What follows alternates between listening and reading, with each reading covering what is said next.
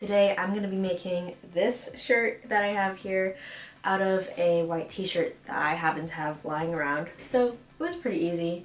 I tried out some new things I haven't tried before, and I'm just going to show you what I did. So without further ado, let's get into it.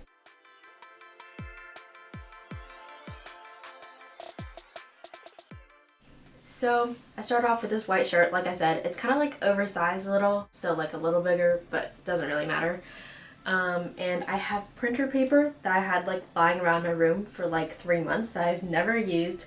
So of course I pulled it out and I saw this like massive instruction thing. I just read it. I was so confused. Like, it's actually not that confusing, but to someone who's never done anything like this before, I was like, what is this? So obviously I had to go do my research, but to make things easier for people who don't know how to do it, I'm just going to run you through what I did. So I'll leave the link to where you can buy this printer paper. You can buy it like on Amazon, anywhere basically.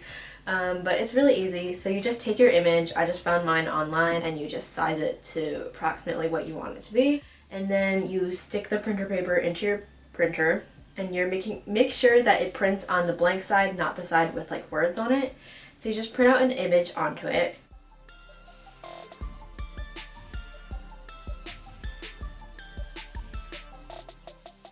And then you're going to take a pair of scissors and just cut around it. And the instructions said like leave at least 5 millimeters around it, so I don't really know what that is. Just like a fractional amount, I guess. So you just cut around it and take it out.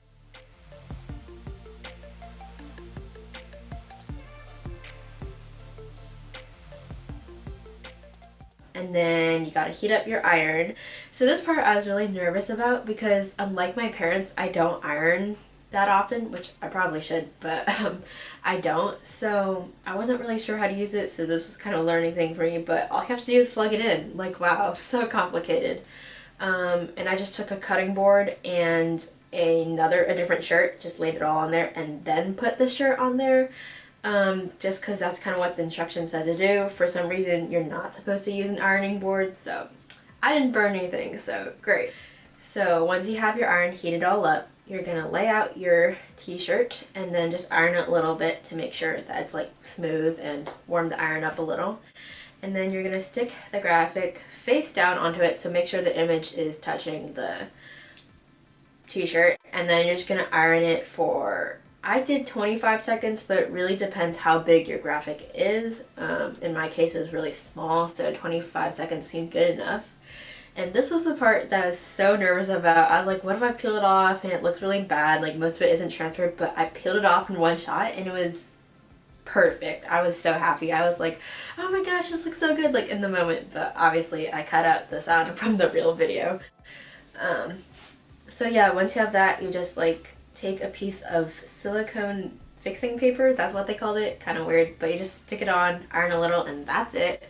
So I had this graphic now. I was happy, but the shirt was too long. So what I did first was I kind of measured up to where I want to cut it, and I just like cut straight across. Keep in mind, if you're doing this, you should probably like take your time and actually do like a really good job of cutting it, because it'll just make it easier if you want to do anything else with the shirt. Like, trust me, I didn't take my time and it looks kind of rough now. But basically I wanted to add like an elastic at the bottom to make it more cinched in, because I thought that would be like a cuter look. So what you do is you take the ends, you fold it up maybe like a centimeter, and then you fold it up again to make sure that the elastic can kind of fit in there. And make sure that your t-shirt is inside out while you're doing that. And then you're just going to go ahead and sew all the way around and leave a little gap so that you can feed the elastic through.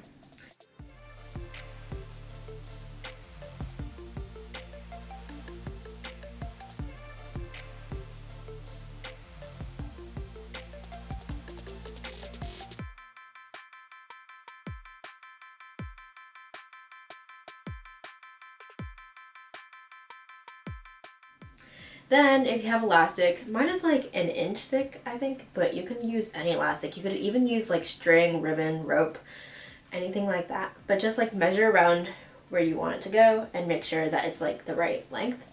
Then you're gonna take a, what's those things called? Not a paper clip, a pin. a safety pin and just like stick it in there and then just slowly cinch it all the way through. It'll take some patience, but it's just like scrunchies. You do this for scrunchies too, so try out making scrunchies if you've never tried making scrunchies because they're fun.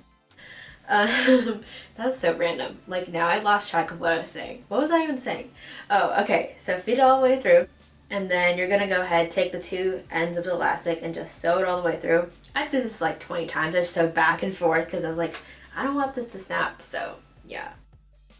And then once you got that, you just close up the little hole there by sewing. And yeah, that is like it. It was pretty easy. Did it in like 2 days and now I have a shirt. Yeah, so that's all I have for this video. Thank you so much for checking this out. Hope you found it helpful and you should definitely try it out.